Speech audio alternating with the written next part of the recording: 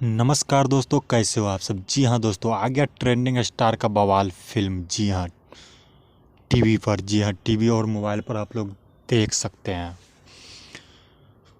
राजा की आएगी बारात। जी हाँ दोस्तों, राजा की आएगी बारात खेसारी लाल का बहुत ही न्यू मूवी जल्द ही यूट्यूब पर भी रिलीज होने वाला है और टीवी पे कल शाम को, जी हाँ शनिवार शाम को 6 बजे आ रहा है। 31 दिसंबर को ये फिल्म बवाल फिल्म है। 31 दिसंबर शनिवार शाम 6:30 सिनेमा बजे घरों में काफ़ी ज़्यादा सिनेमा धूम पर। मचाया है इस फिल्म ने।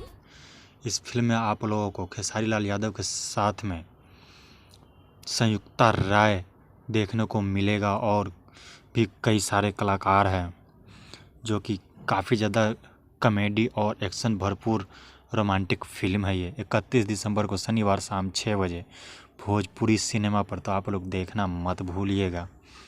खेसारी लाल यादव की फिल्म राजा की आएगी बारात, जो कि सुपर डुपर हिट फिल्म है।